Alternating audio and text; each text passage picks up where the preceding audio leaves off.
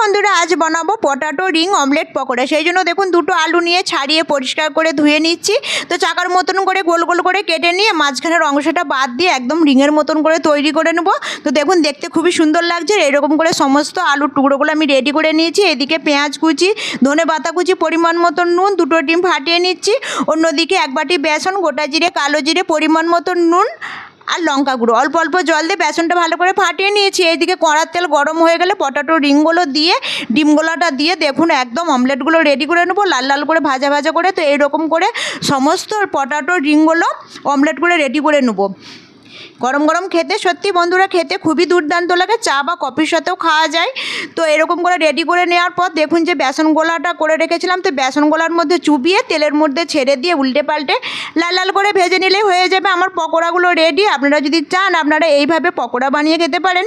তো আমার ভিডিওটি যদি ভালো লাগে ভিডিওতে লাইক কমেন্ট